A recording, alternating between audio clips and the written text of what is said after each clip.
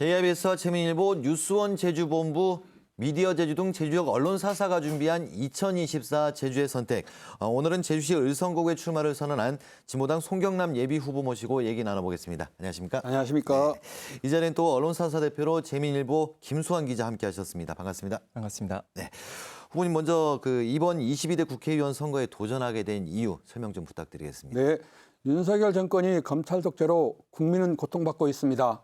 민생 외면, 불평등과 양극화, 분열 정치, 민주후퇴, 평화 포기 등 불과 2년 만에 위기의 대한민국이 되어버렸습니다. 특히 제주도는 직격탄을 맞았습니다. 제2공항 건설 강행으로 인한 갈등 유발, 일본 핵 오염수 방류로 아름다운 환경과 도민 생애가 위협당하고 있습니다. 윤석열 정권 심판, 총선은 진보당과 저 송경남이 이끌겠습니다. 국민이 검찰 독재를 이기는 총선이 되도록 헌신하겠습니다. 진보 대단결로 희망의 정치로 나가겠습니다. 네, 후보님 이력을 보니까 택배 노동자로 한 10년간 일한 것으로 알려졌는데 이 활동이 정치에 입문하게 된 인연이 됐을까요? 어떤 관계가 있을까요?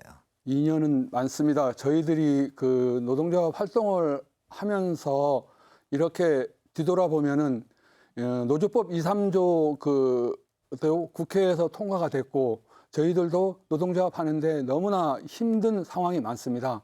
그래서 이번에 윤석열 정부가 노조법 2, 3조 거부권을 행사하는 것을 보면서 우리 노동자는 너무나 분노가 치밀어 오르고 있고 해서 이번에 저도 제주도에서도 한 명은 누가 실천을 한번 해봐야 되겠다 해가지고 제가 이번에 을성고구의 지역구에 나오게 되었습니다. 예, 이따가 공약에 대해서 설명을 하실 텐데 그러면은 아무래도 22대 국회에 입성하게 되면은 1호 법안도 이제 택배와 관련한 얘기가 되겠죠. 그렇죠. 예.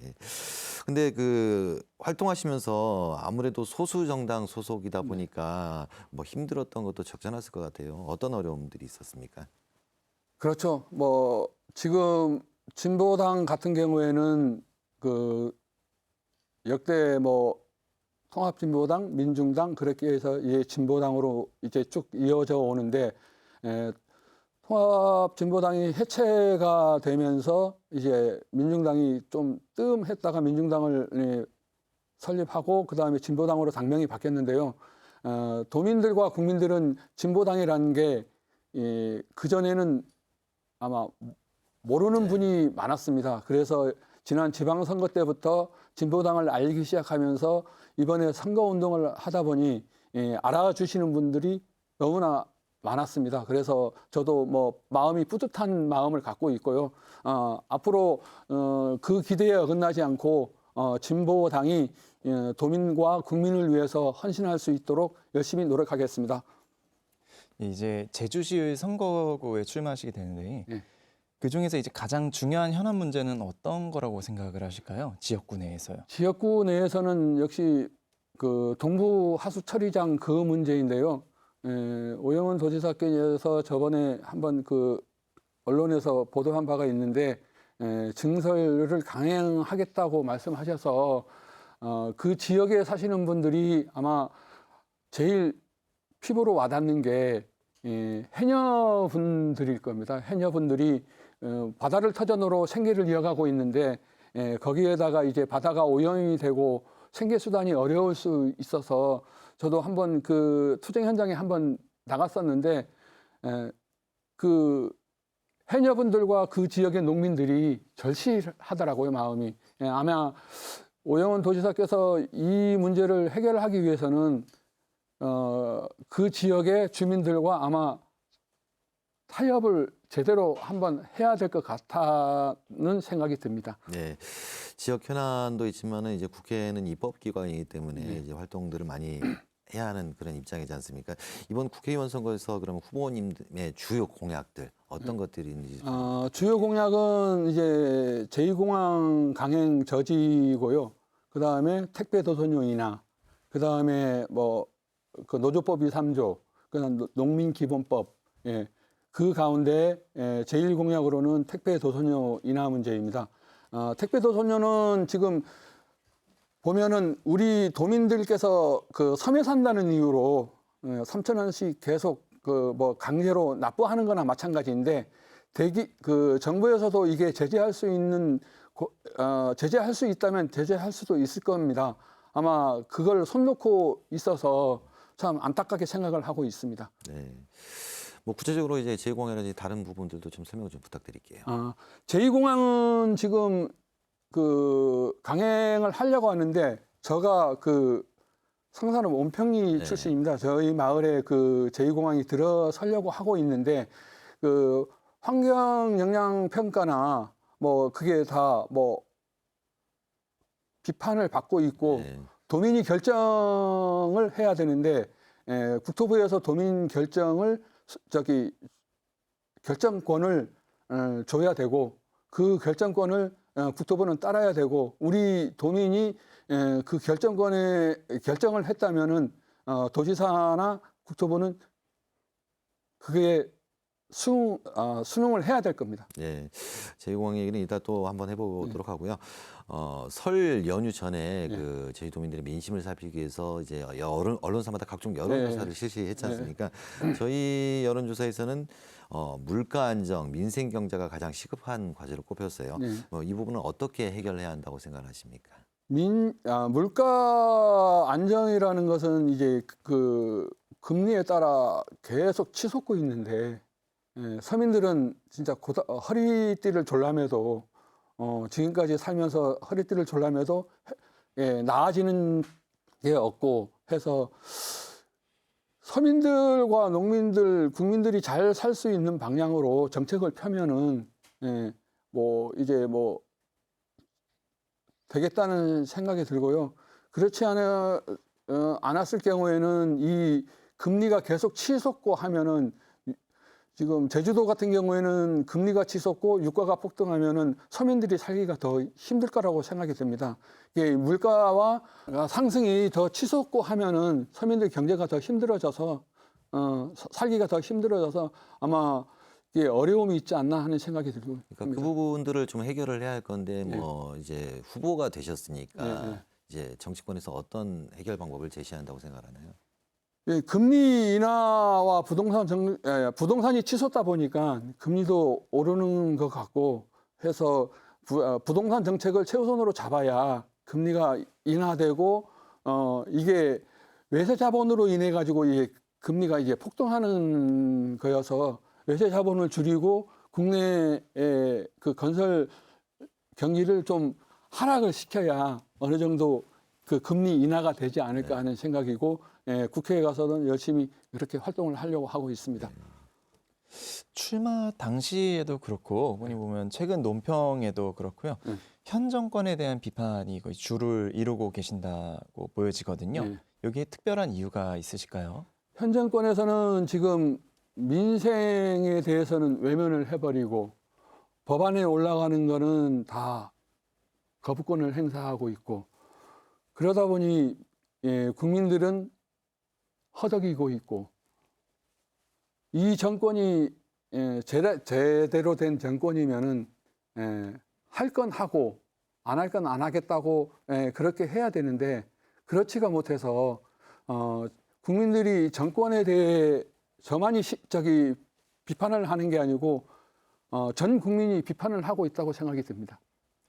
그 정권 비판이 주를 이루고 있다는 이런 지적이 있는데 뭐 국회의원이 할 일이 따로 있고 그리고 도의원이 할 일이 따로 있고 도지사가 할 일이 따로 있고 한데 그래도 뭐 근본적으로 제주시 을성고에 출마를 하셨으니까 도민 실익이 또 필요하지 않습니까? 도민 실익보다는 그런데 뭐 정권 견제에 치중한다 이런 지적도 사실은 있어요. 이에 대해서는 어떻게 생각을 하시는지요?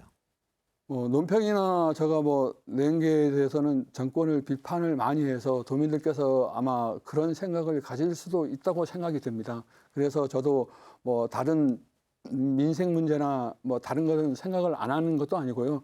그에 비해서 이제 택배 도소녀 같은 경우에도 우리 도민들이 그 1회당 3,000원씩 하면 1년이면 280만 원에서 300만 원이 되더라고요. 그래서 그거를 따지다 보니까 이게 최우선적으로 국회에 들어가면은 입법화를 시켜서 우리 도민들에게 경제를 좀 경제적으로나마 좀 홀가분하게 드려야 되겠다 하는 생각이 들어서 그렇게 추진하려고 하고 있습니다. 네. 앞서 하신 말씀들 들어보면은 이번 그 22대 국회의원 선거 같은 경우에는 정권 견제론이다 이런 입장을 취하시는 것 같은데 후보님께서 보시는 이번 선거 어떤 선거라고 보십니까? 이번 선거는 제가 생각하기로는 선거에 대한 민주 진보 개혁이 통합을 해서 이번 정권 심판에 영향을 가할 거라고 생각이 들고요. 이번 정권이 아마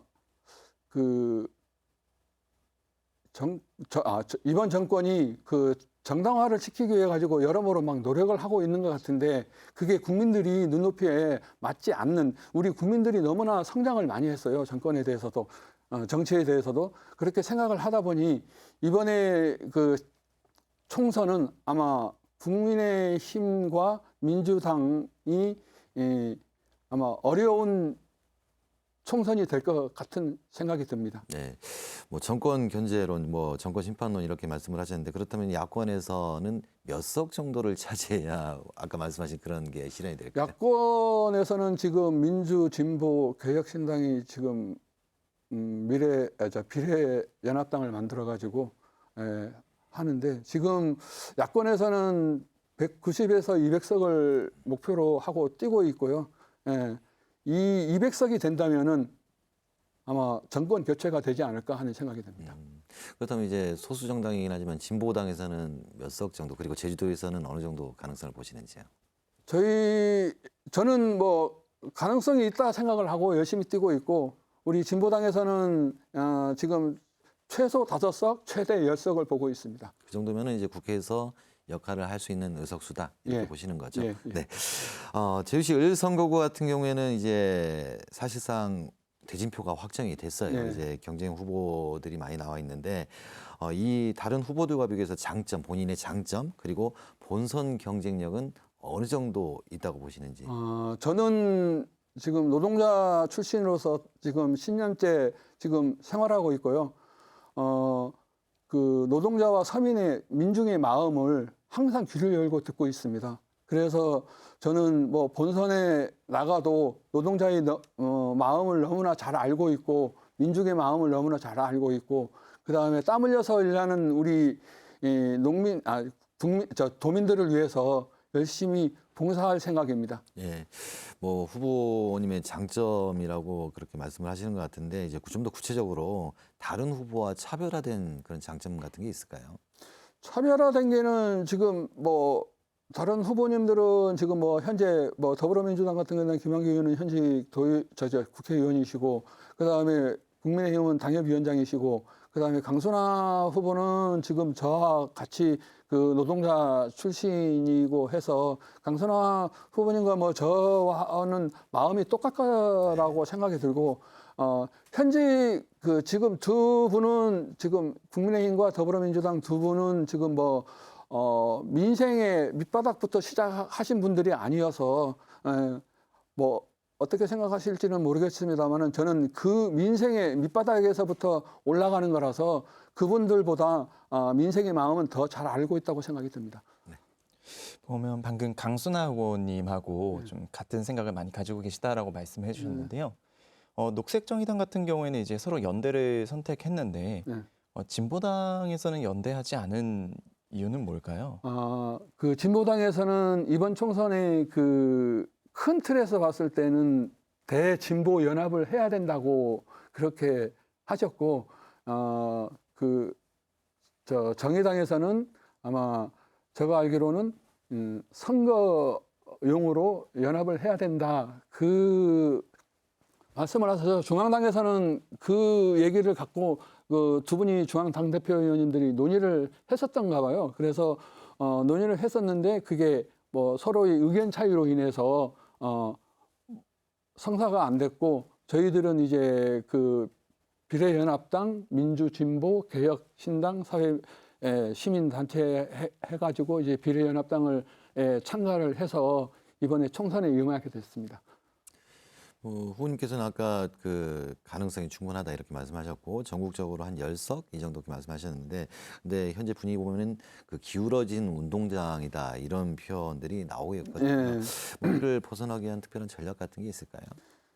특별한 전략이라도 전략은 뭐 특별하게 뭐 생각하고 말씀드릴 수 있는 게 지금 현재로서는 열심히 뛴다는 거죠.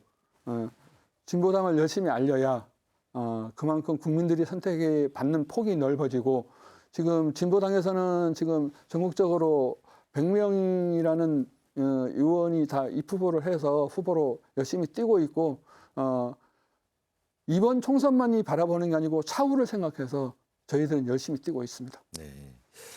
자, 다른 얘기를 좀 해볼게요. 제주 현안 문제들인데, 그 보도자료 같은 걸 통해 가지고 제주 4.3과 관련해서 정부 여당이 역사 왜곡을 하고 있다면 강하게 비판을 하셨습니다. 어떤 입장이신지 설명 좀 부탁을 드릴게요. 저는 정부 여당이 진짜 역사 왜곡을 하고 있다고 봅니다. 이승만 대통령이 그 4.3 우리 도민을 학살 주범인데 그분을 이제 찬양을 하는 그런 영화를 방영을 해가지고 한나라의 대통령이 그 역사를 잘 알고 있을 건데도 그렇게 했다는 게 저는 참을 수 없었습니다. 그래서 이것만큼은 우리 도민이 안 하면은 내라도 해야 되겠다는 생각이거든요.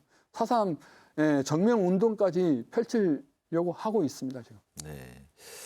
제2공항에 대한 얘기도 안 물어볼 수가 없는데 이제 출신이 성산이라고 예. 아까 말씀을 하시죠. 근데 이제 을성고구에 출마하긴 했지만은 인접한 지역이고 또 출신이 성산 지역이기 때문에 후보님은 제2공항에 대해서 어떤 입장을 갖고 계신지 다시 자세하게 좀 설명 좀 부탁드리겠습니다. 전략 영향평가 기획은 수많은 부실과 조작으로 만들어졌다는 비판이 지금 한 상황이고요. 미래를 좌우할 제2공항이 추진 여부는 제주도민이 결정을 해야 된다고 봅니다. 그 국토부는 그 결정권에 대해서는 부정도 할 수도 없는 거고, 우리 도민이 우리 제주도를 지키겠다는데 정부 여당에서는 그게 정확하게 순응을 해야 되는 거고, 우리 또 제주도민도 분열되지 말고 이거에 대해서는 정확하게 찬성이다 반대다 명확하게 분간을 해서 주민 투표를 실시를 해야 된다고 봅니다. 네, 분열되면 안 된다고 말씀을 하셨는데 근데 그 제2공항 관련해서 같이 갈등이 장기간 계속 이어져 오고 있지 않습니까? 뭐 찬성이다 반대 분명히 입장을 표명해야 한다고 하지만은 이게 또 사실은 갈등으로 계속 이어져 오고 있거든요. 앞으로도 이 갈등 상황이 계속될 수밖에 없다고 생각을 하는데 생각하시는 갈등 해결 방법이 있을까요? 해결 방법은 이거 해결할 수 있는 게 지금 도정에서는 주민투표를 지금 실시하라고 하는데도 지금 묵묵부답이고 해서 이게 도민이 결정을 하겠다는 데에서 묵묵부답이어서 갈등이 더 유발되고 있다고 봅니다. 도정에서는 이 주민투표를 빨리 실시를 해서 도민이 결정을 해버리면은 이 갈등이 유발이 되지 않을까 하는 생각을 갖고 있습니다. 이게 그 지역적인 문제가 될 수 있는데 사실 그 각종 여론조사를 실시해 보면은 제주시 지역은 반대가 많고요. 그리고 서귀포시 지역은 찬성이 좀 많지 않습니까? 제2공항에 대해서 특히 또 성산 지역은 찬성이 뭐 어떤 비율로 나타나고 있는데 이게 계속 도민 갈등으로 이어지고 있거든요. 근데 실질적으로 보면은 지금 저희 지역에서 보면은 다 반대를 하고 있는 분들이 많은데 그 투기자본들이 들어와 가지고 그거를 선동을 하고 있다고 저는 생각을 하거든요. 그 지역의 투기자본들이 투기를 해서 뭐 일확천금을 노리겠다고 하는 분들이 와서 선동을 하고 있는 것 같고 해서 이거는 도민이 결정권이 주어져야 되고 도민이 선택을 해버리면은 투기 자본들이 뭐 와가지고 도민들이 결정을 하고 있는데 어떻게 할 수가 없는 방법이 있지 않습니까? 그래서 주민투표가 빨리 시행이 돼야 이게 좀 결정이 나버려야 속 시원하게 끝날 수 있는 문제인 것 같습니다. 많은 말씀하셨는데 그렇다면 후보님께서 생각하시는 제2공항 찬성인가요, 반대인가요? 반대입니다. 예, 반대 입장을 밝히셨는데 그런 얘기들이 돌고 있어요. 이제 성산의 서귀포 지역에 제2공항이 들어서는데 제주시 지역 주민들이 반대를 한다.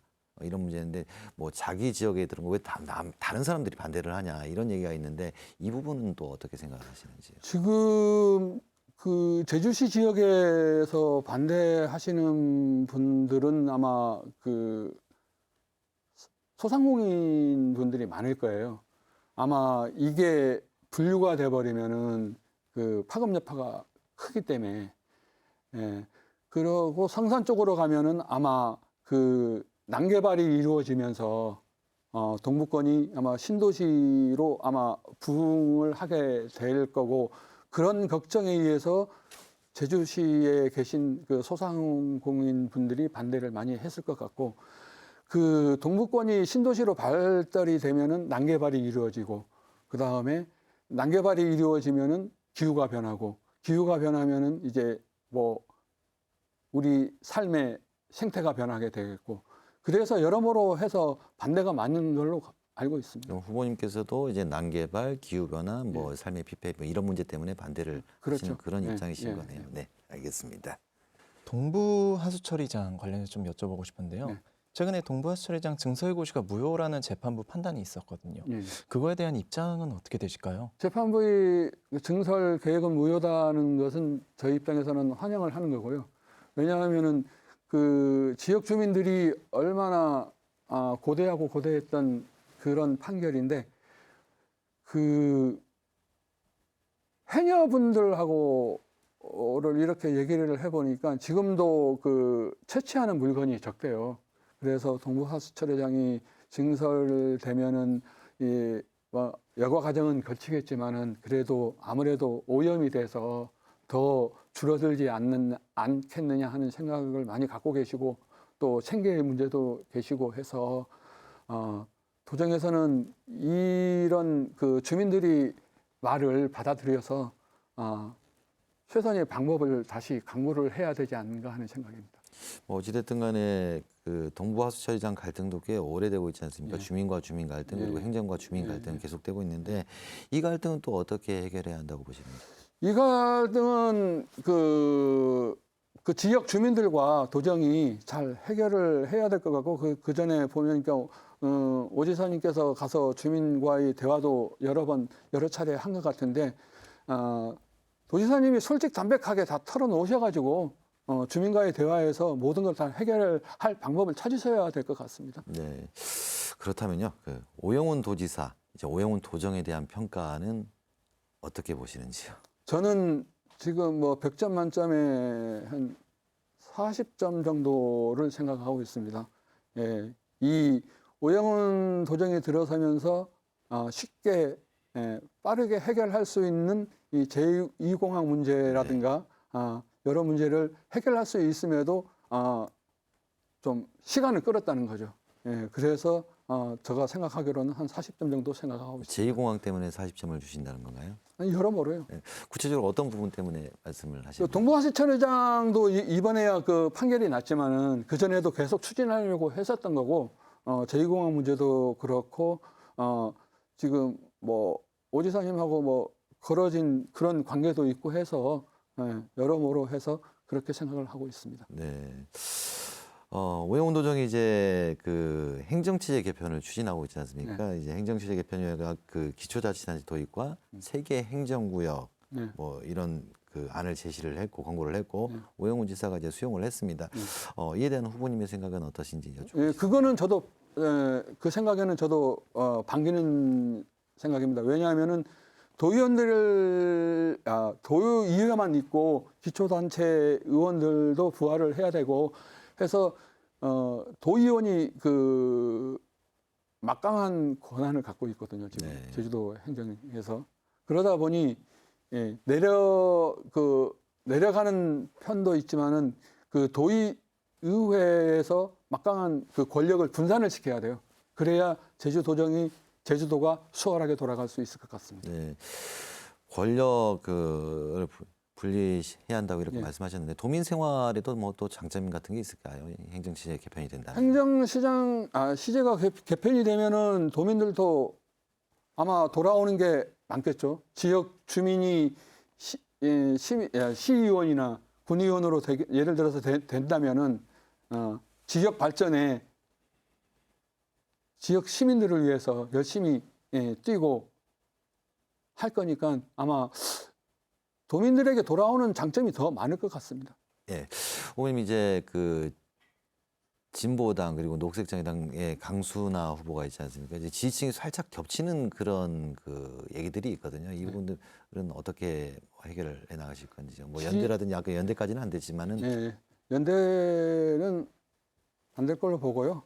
그 지지층이 겹치는 부분이 있고 저는 이제 민주노총 노동자 소속이고 해서 아마 그 노동자로 강순하 후보도 일을 하고 계시는 걸로 알고 있습니다. 그런데 저는 이제 1200만 노동조합이 저를 후원해주고 있고 제주도 시민사회단체가 또 후원을 해주고 있어서 그렇게 뭐 지지층이 겹친다고는 생각을 하고 있지 않습니다.